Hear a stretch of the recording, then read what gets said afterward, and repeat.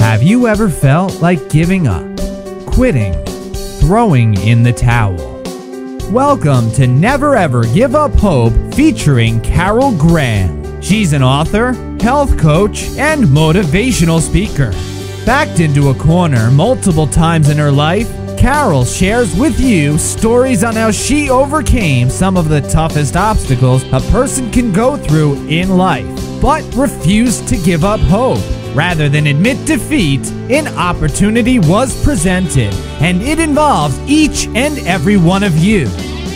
Carol will feature spectacular guests who will share their messages of hope, encouragement, and their inspiration to prove why life's adversities only make you stronger. And now, welcoming the host of the show, here's Carol Graham. Welcome to Never Ever Give Up Hope. Never Ever Give Up Hope is a show about people who have done just that. They never gave up, no matter what happened. Many of my guests have survived incredible circumstances. And if you are a listener to the show, you will know that each and every one of my guests who have lost much gave much. This is the common thread that I have seen, and each one that has become successful and have overcome whatever trauma that they have endured in their life, they always want to give back to help their fellow man. And so this is what's exciting, because we all love stories. We all have a story, but it's wonderful when we can relate to that story. And even if we don't relate to that particular story, we can relate to the message, which is never, ever giving up. We are now heard in over 140 countries and still the #1 rank in Google searches on the subject of hope. What does that say to you? What does it say to me?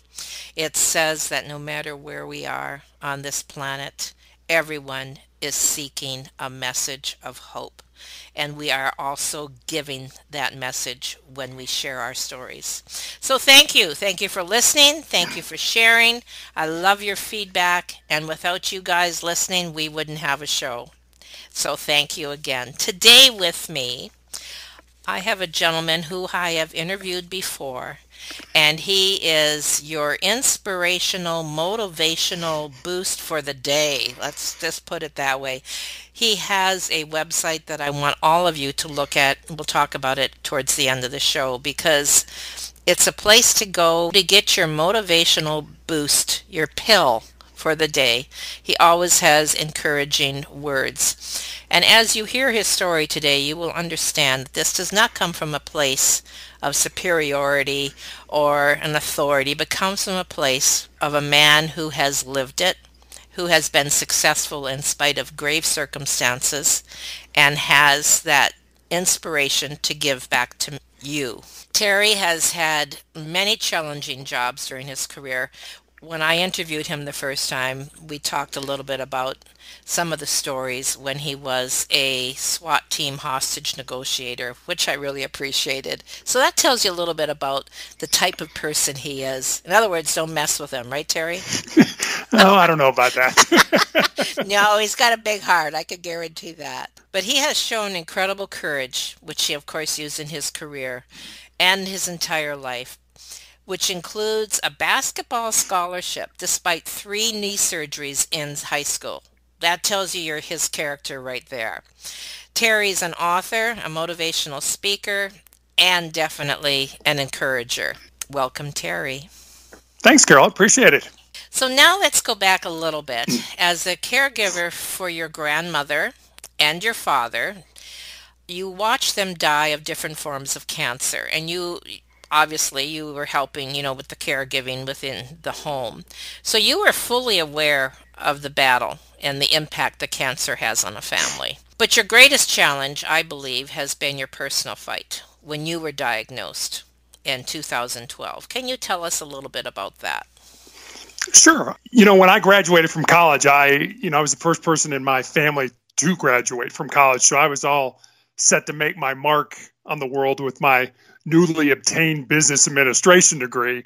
But I moved home. This was long before the internet was available to find a job and things like that. So I moved home to find that job, and I was all set to make my mark on the world. And my grandmother and my father both were diagnosed with different forms of cancer within about 6 months of each other. So instead of wanting to get out on my own and do my own thing, I ended up staying at home and helping my mother and my brothers. My brothers were kind of in and out of college and that, so they were home and then they weren't home, helping them both go through basically the dying process. I mean, my grandmother was 82 when she died. My dad was 51 when he died. So it was certainly a strain on the family. But for me, you talked about I've had several jobs in my life, but the greatest challenge of my life began in early 2012 when I was diagnosed with a rare form of melanoma that presented on the bottom of my left foot. By the time the cancer was detected, it had metastasized to the lymph nodes in my groin. And because my cancer is so rare, there's only about 1,900 people in the U.S. that are diagnosed with this form of cancer every year. It was recommended that I be treated at the world-renowned MD Anderson Cancer Center. I was lucky because literally MD Anderson was a 10-minute drive from our front door. People come from all over the world to be treated at MD Anderson. I want your audience to understand that what I'm going to describe to you is what I experienced during my cancer journey. I realize there are thousands and thousands of people out there who are suffering terribly with their diseases, mental or physical, and I make no claims to have the market cornered on suffering, but one thing I've learned is that suffering is one of life's greatest teachers. I had 2 surgeries to remove the tumor and all the lymph nodes in my groin, and I had a skin graft to close the wound where the cancer had been removed.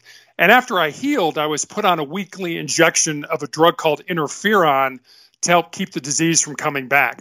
Now, interferon, at least for me, was a horrible, nasty, debilitating drug. And I took those weekly injections for 4 years and 7 months before the medication became so toxic to my body that I ended up in the intensive care unit with a fever of 108 degrees, which usually isn't compatible with being alive. But I was at a level 1 trauma center, so they were able to stabilize me and eventually get my temperature down. But while I was taking the interferon, each week, the drug gave me severe flu-like symptoms for 2 or 3 days after each injection. I lost 50 pounds during my therapy. As a matter of fact, there was a time when literally I thought I was so skinny that I could go hang gliding on a Dorito. I was constantly nauseous. I was fatigued. I was chilled. Even my ability to taste food diminished, and my body continually ached. And this misery went on for over 1,660 days. And the one thing I learned during all my pain and suffering is that you have 2 choices. You can either succumb to the debilitating discomfort and misery, or you can learn to embrace it and use it to make you a stronger and better human being. I chose the latter. And, I want your audience to understand that there were days that I felt so poorly and I was in so much agony that I literally prayed to die. I just wanted out of this life. Each day was a struggle to use my mind to override the apathy and the distress that my body was feeling. And, I was no better at dealing with pain and discomfort than the next person, but every day I found a way to survive with the knowledge that I would need to do it all over again the following morning. And unfortunately, my cancer experience hasn't ended with me conquering my disease. This isn't a feel-good story. The melanoma that had plagued me since 2012 returned in 2017, and eventually my only treatment option was the amputation of most of my left foot, which occurred in January of 2018. Cancer returned again last year in 2019, requiring 2 additional surgeries. And recently, my surgeon advised me that more than likely, I won't be here 36 months from now. But, I refused to be a victim to this malignancy. I vowed to continue my fight. I knew the only way the cancer could win is if I gave up or I gave in to the disease or it killed me. What I find so inspiring about you, and certainly motivational, is your attitude. And I don't think you don't have to go very far to find people who might be in a similar situation than you are with a terrible attitude. And it comes down to your choice.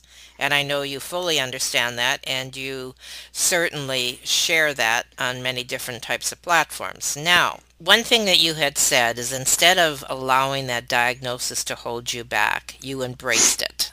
I'd like you to address that. How do you manage to do that? What kind of exercises do you perform? Whether is it a mantra, is it a daily routine of some kind? What do you do to overcome that fear and the temptation to maybe, as you once said, to just give up and die? I don't really, I can't say that I do one particular thing that helps me to get through the day. I do a lot of maybe little things. Faith has always been a big part of my life. And sometimes I've actually been criticized for this. I pray about an hour every day. I spend an hour every morning involved in prayer. And it's not really prayer to take the disease away. It's just prayer to help me live with this disease today. And I pray for other people. I think that's important. This isn't about me. I'm going through it, but there are so many people that, it's just sort of throwing a stone into a pond and the ripple effect of people whose lives are touched by me having cancer, whether it's my amazing wife who, I wouldn't be here if it wasn't for her, if it wasn't for our daughter, my mother's still alive. I have brothers, friends. So I pray for them because I want them to hopefully take something positive away from what I'm going through. But I've always believed that we're destined to live an uncommon and extraordinary life. And that has absolutely nothing to do with what kind of job we have, how much money we make, what kind of car we drive, where we live, etc. We're not all born with the same gifts and talents, but we all have the ability to become the best person that we're capable of becoming. But there's an impediment to finding and living our uncommon and extraordinary lives. And that impediment is us. We all know this. Right. Our brains are hardwired to avoid pain and discomfort and to seek pleasure. To our minds, the status quo is comfortable and it's familiar and it should just be left alone. And I always like to use the example of somebody that maybe wanting to look for a new job. We all know people that are stuck in dead-end positions. And these people should have been working somewhere else years ago, but for some reason they stay put. And I often wondered, why is that? And I'd suggest it's because every time they decide to find new employment, their brain kicks in and starts pointing out all the reasons that they should stay put. Things like, hey, you're making good money and you're accustomed to the routines here and the work is easy. And you know what? You go to another company, you might not get along with your coworkers at that new company. Whatever the reason, to the brain, a new job presents all types of uncertainty and uncomfortableness. And if you're in a job that you can't stand and it would make sense for you to explore new opportunities, your brain will fight you on this. But they don't. Your brain doesn't want you to make that change. And I think this is a critical point. The problem with most people is they think with their fears and their insecurities instead of using their minds. Wow. Say that again. So the problem with most people is they think with their fears and their insecurities instead of using their minds. We don't like to live in an uncomfortable state, but that's the only place where real growth can occur. I was a high school basketball coach way back when we lived in Houston before I got cancer. And I used to constantly remind my players that they needed to become comfortable with being uncomfortable. And as such, I'd move players in and out of drills during practice that I knew caused them anxiety. I wanted them to be uneasy, not because I was trying to get them to fail, but because I wanted them to realize that they could succeed at something that made them apprehensive.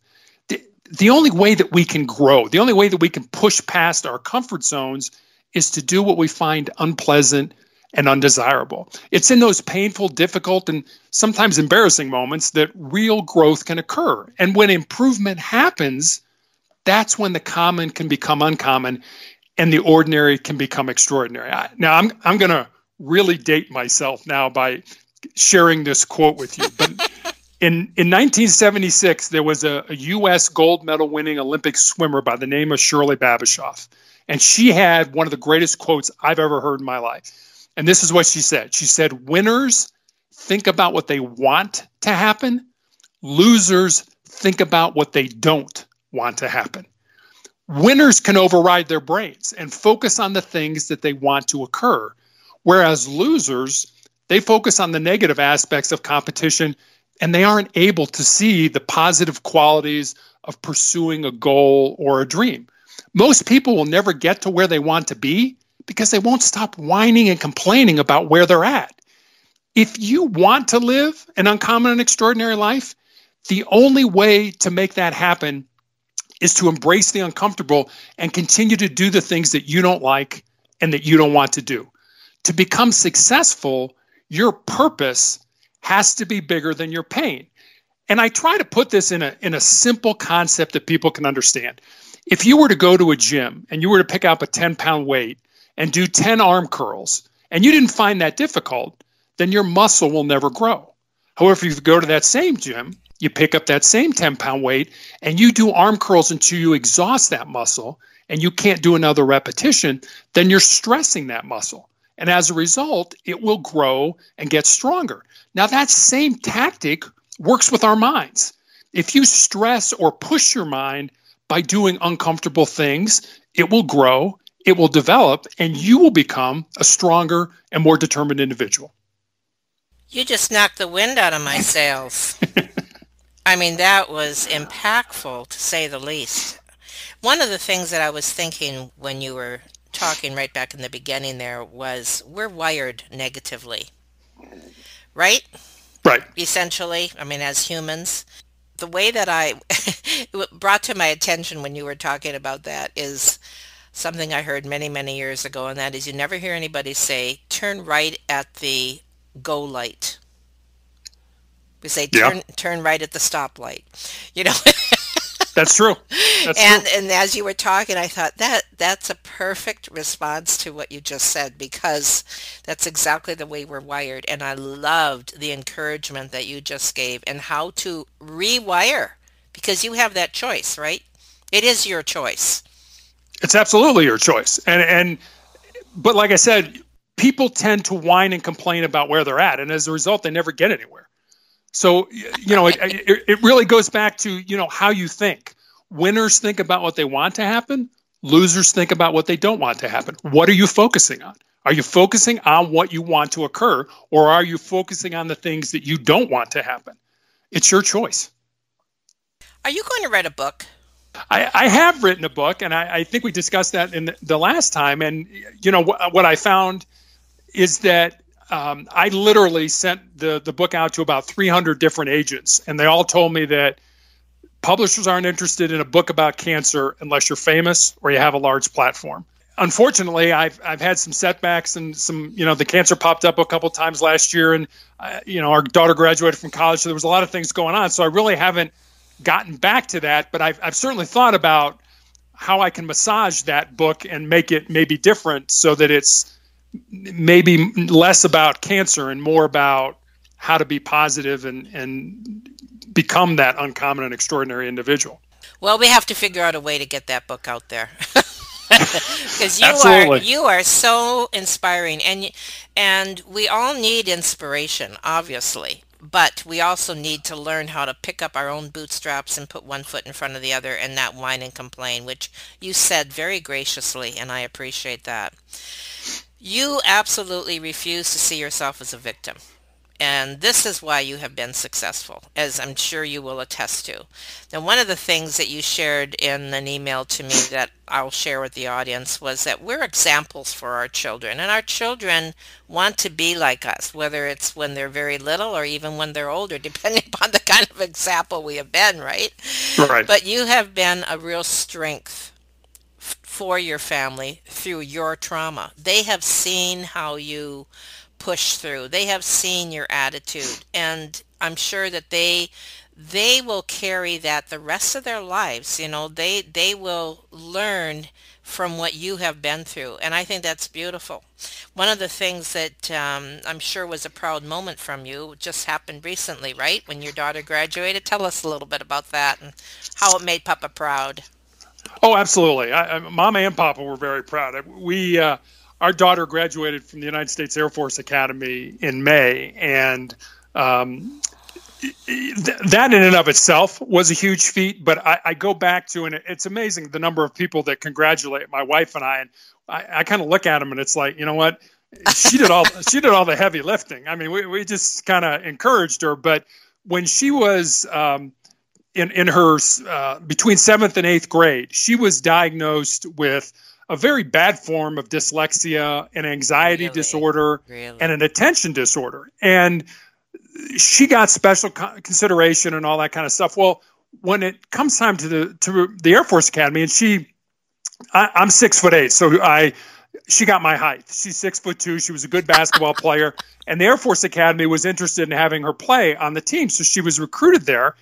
And so literally the day we got the congratulations, you've been accepted, the very next day we get another note from the Department of Defense that you've been disqualified because you have dyslexia and you have all this stuff. So it was a matter of going through a lot of hoops to get with her psychologist, to get with her learning specialist, to do all these things to say, hey, she can be successful. And they still weren't sure. And I didn't realize this, but all the service academies, whether it's West Point or Annapolis or the Air Force Academy, they have prep schools. And they're for a small group of potential cadets to the academy, where you go for 1 year. And it's on the campus of the Air Force Academy, but there's no interaction between the prep school and the actual academy itself. And the dean of the prep school goes up to the academy and says, okay, what are freshmen having trouble with? You know, they're having trouble with trig, they're having trouble with physics, they're traveling with all these things. And then goes back and says, all right, you're going to take trig and physics and all these classes that you might have trouble with freshman year. The thing about the prep school is it counts for nothing. You can't take those classes and transfer them to another school. You can't do anything with them. If you are successful at the prep school, you will get an appointment to the academy. And that's what our daughter did, and, you know, managed to get through some unbelievably difficult courses, you know, astroengineering, aeronautical engineering. I mean, I don't care what your major is at any of the academies, you're going to walk away pretty much with an engineering degree. I mean, she's about 3 classes short from having an engineering degree, although her major was behavioral sciences.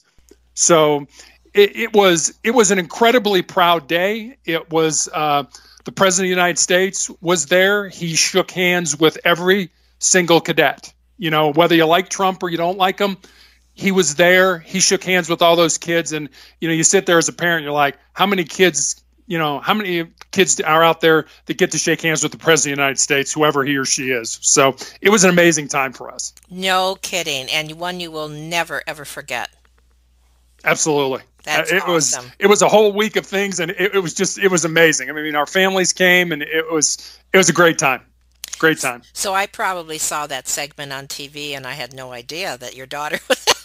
Yeah, exactly. Oh, that's awesome. Tell us about your website, Motivational Check, and how that originated.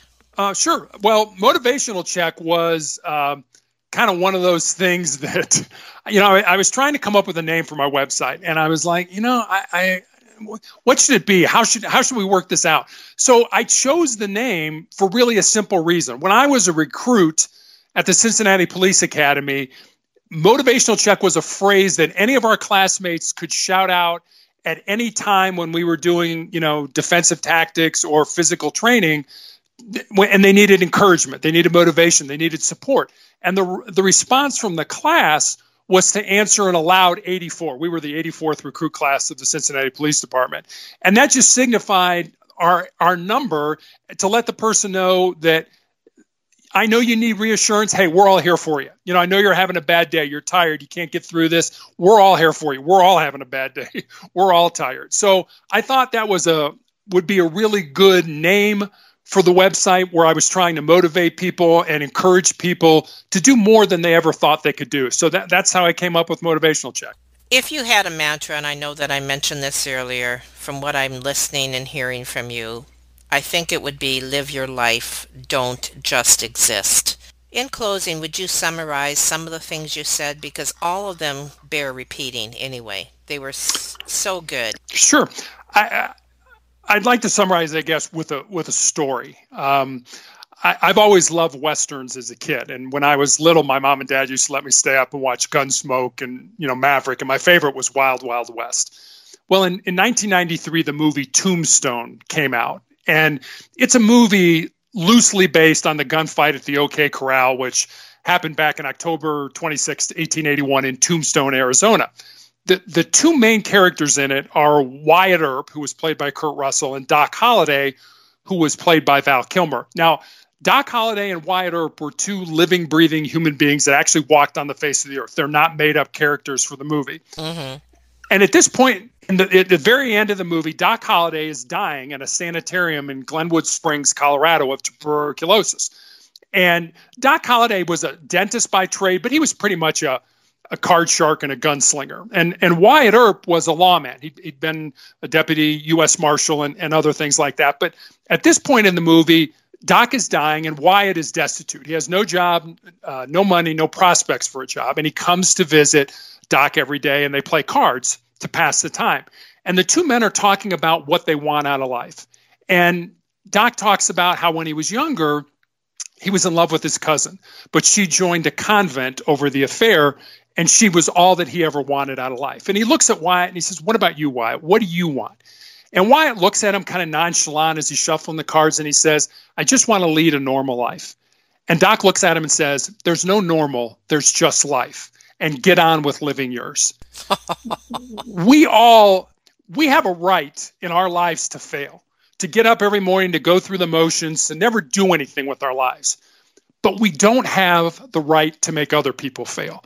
If you want your professional life or your personal life or your family life to be better, then you need to be better. As I said several times in this interview, you were born to live an uncommon and extraordinary life. But to do that, you need to control your mind. You need to embrace the pain and the suffering in your life.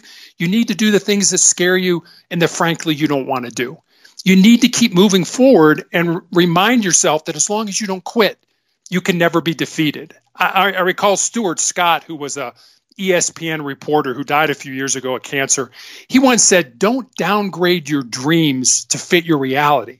Upgrade your convictions to match your destiny." Think about the big picture of your life. What will your legacy be? Don't die before you're dead. We all know people who are dead. They just haven't fallen over yet. No kidding. I mean, it's true. People we work with, people we see every day. It's like, you know what? You might as well just get in a box and get buried because you're not doing anything with your life. I always ask people, what will be the one sentence that people will say about you at your funeral? You are the person who you're looking for. Let me say that again because I think that's important. You are the person who you're looking for. Let your life be shaped by the decisions that you made, not by the ones you didn't or the ones that other people made for you.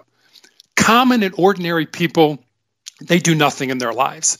Live your life in such a way with the intention of living that uncommon and extraordinary life, no matter how much pain you must endure getting there, because I will promise you this, it will be worth whatever sacrifices you have to invest to reach your dreams or your goals. The only word I have is wow. That was so well stated. Thank you so much. This is an interview that my guests must listen to more than once. In fact, I'm going to listen to it again right away. There's so many nuggets in there, gold nuggets. And I also know that you're just not saying words, that you have lived it. You are living it. And no matter what you're going through, you can live it. And that is the bottom line message. You can live and not just exist.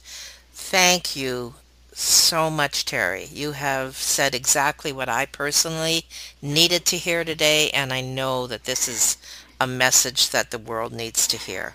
Thank you, Carol. Thank you very much.